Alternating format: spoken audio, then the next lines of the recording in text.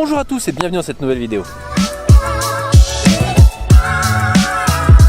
Aujourd'hui j'ai repris la moto, mais c'est pas pour parler moto, c'est pour parler voiture. Je me suis dit que j'allais faire une nouvelle vidéo, parce que plus je fais des vidéos, plus je kiffe. C'est un petit peu ma façon à moi de laisser mon empreinte sur terre, je pense. Ça paraît un peu débile, mais ça marche, parce que ma chaîne a connu une croissance considérable en un an. On a augmenté de près de 600% le nombre d'abonnés. Combien? Promis, c'est vrai. Merci l'avion. Il y a un avion qui passe au moment pile poil où je filme. On va attendre qu'il passe. One eternity later. On est passé de 6 à 37. Bon, vu comme ça, c'est un peu moins impressionnant, mais je vous promets que ça fait 600%. Quoi qu'il en soit, je vous invite à faire partie de cette grande aventure et de cette grande communauté de 37 personnes, peut-être 38 demain, peut-être 39, on sait pas, ça va évoluer de jour en jour, en cliquant sur le petit bouton en bas, voilà celui-là. N'hésitez pas, c'est super cool, on rigole, et puis peut-être que d'ici quelques années, on sera peut-être 1 million. Hein. Si ça continue sur ce rythme-là, on va vite être très nombreux. Cela dit, et comme l'indique le titre de cette vidéo, on est là pour parler voiture. Parce qu'aujourd'hui je suis face à un terrible dilemme, il est temps, après 5 ans de bons et loyaux services, encore un avion. Putain, pourquoi je me suis mis vers l'aéroport, moi, quel colon. Il est temps de changer le véhicule familial. Mon gros souci, c'est que celle-là, je l'adore et je suis vraiment pas inspiré pour le choix de la remplaçante. Nous ridons actuellement une BMW série 3 E90, regardez-moi ça.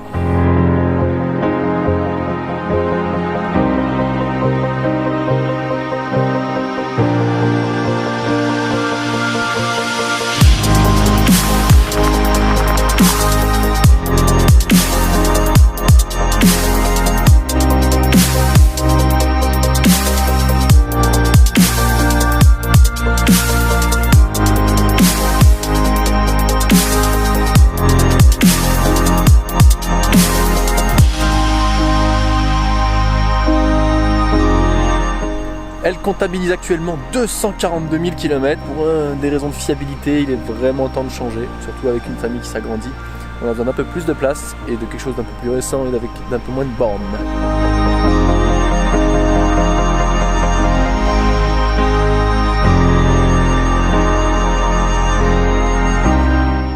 Il est donc temps pour nous de tourner la page BMW. Qu'est-ce qu'on prend à la place?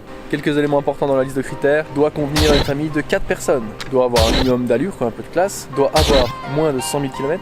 Et, important, doit coûter moins de 15 000 euros, de préférence. Ah oui, j'allais oublier, il y a un point très important et qui, je pense, surpasse tout. Cette voiture doit plaire à ma femme.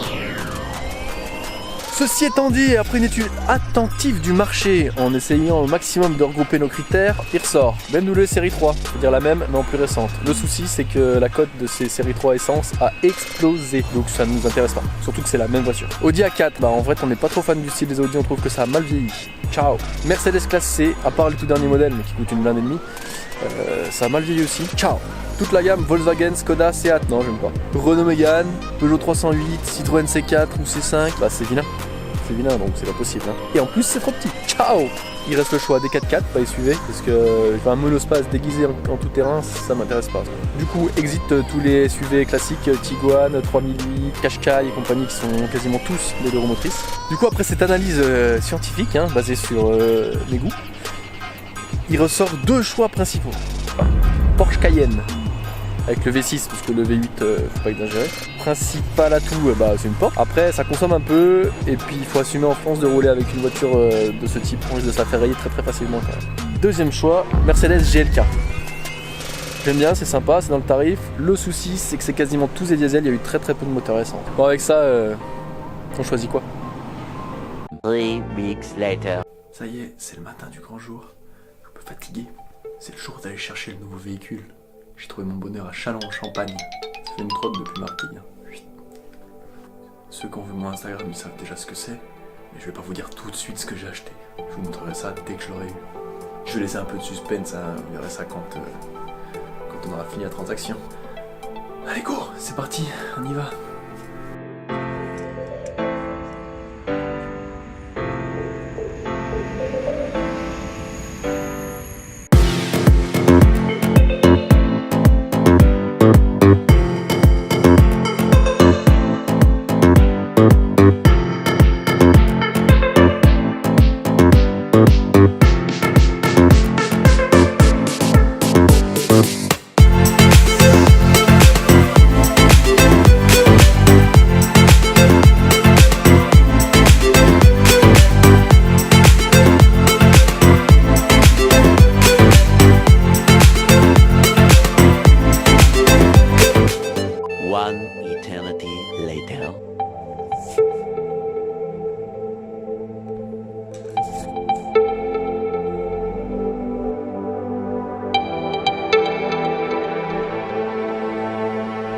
Ouf, soulagement, ça y est.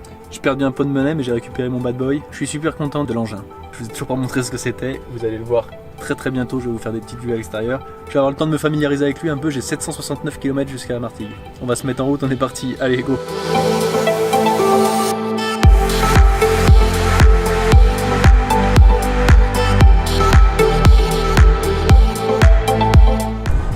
Et oui, j'ai pas acheté le Porsche Cayenne, j'ai acheté le Mercedes GLK. Et oui, le Porsche Cayenne, j'ai pas trouvé chaussures à mon pied, j'assume pas de rouler en Porsche Cayenne. En France, c'est trop compliqué d'avoir une voiture avec les Porsche dessus sans se la faire rayer. Résultat, Mercedes GLK, et pour l'instant, je pense que j'ai bien fait. On va voir ce que ça donne, parce que c'est un moteur qui fait 170 chevaux. J'ai peur que ça soit limite, parce que c'est quand même assez lourd. Bon alors, première approche, pour l'instant, je suis super content de la boîte de vitesse automatique. Faut le temps que je me familiarise un peu avec, mais ça a l'air pas mal du tout. Donc là je suis en mode confort, on va voir ce que ça fait quand je mets le pied dedans. Ah si, ça va, c'est pas ridicule. Ah ouais. Il y a largement de quoi se faire flasher. Later. Je rentre sur l'autoroute, j'ai mis le mode sport. On va voir ce que ça donne en mode sport cet engin. Qu'est-ce que ça dit en courbe déjà? Je vais pas vite, mais ouais, ça prend un peu plus de roulis que la BM en effet. Sur l'autoroute à 26-17. Et on va voir si sur l'accélération ça fait quelque chose, le mode sport, on y va. Maintenant, entrez sur l'autoroute. Suivez l'autoroute.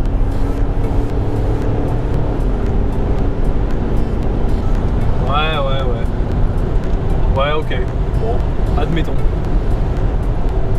C'est un gros bébé quand même, donc c'est lourd.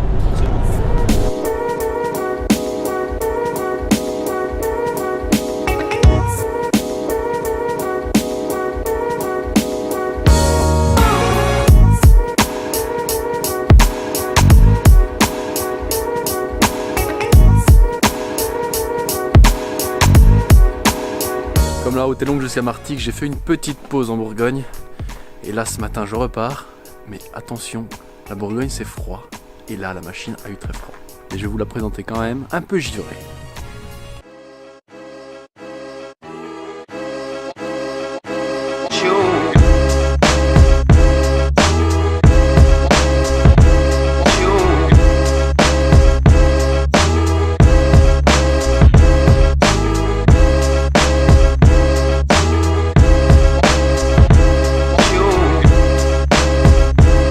On est reparti pour les derniers kilomètres jusqu'à Martigues. On part de Bourgogne sous ce froid polaire.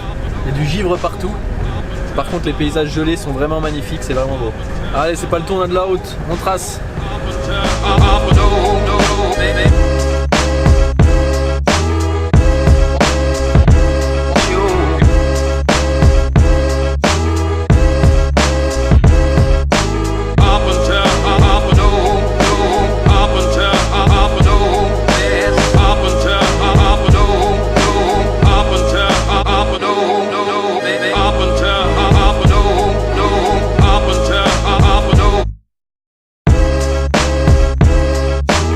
Fin du périple, ça y est, enfin arrivé à Martigues après 770 km à peu près. Enfin au bord de l'étang vers les bateaux. Maintenant il n'y a plus qu'à présenter le nouveau jouet à Clémence et à Elliot qui l'attend avec impatience.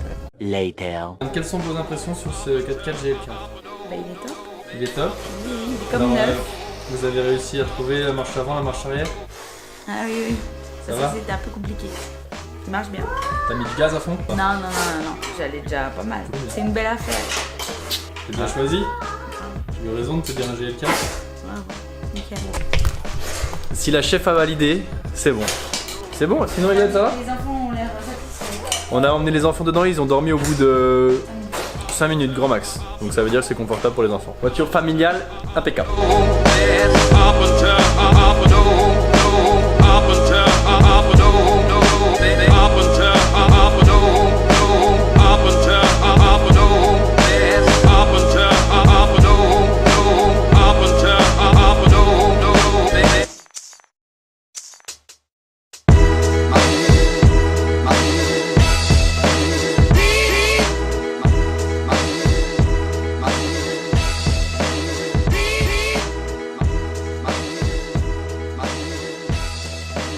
Et voilà, c'est sur ces images qu'on va se quitter. Le GLK est arrivé au soleil, fini la grisaille de la Champagne. Franchement, je suis agréablement surpris. C'est vraiment une super machine, très agréable à conduire.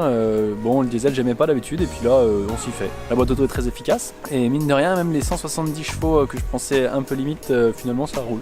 La BMW est partie aussi, ça y est, c'est fini, elle est vendue. Un gros déchirement, ça c'était vraiment une super voiture. Il manquait quelques chevaux, mais sinon c'était quand même une super bagnole. Alors pour ce GLK, on a quelques petits projets quand même là. Alors déjà, dans le Sud c'est obligé, je vais faire teinter les vitres assez rapidement à l'arrière. J'avais pour projet peut-être de faire une reprog. Ce moteur là c'est le même que le 250, il est déjà monté à 204 chevaux minimum. Mais en fait, je l'ai repoussé un peu parce que ses performances sont pas ridicules et c'est pas du tout un veau. Donc voilà, j'espère que ce petit périple vous a plu. On se retrouve très bientôt pour de nouvelles vidéos. Ciao!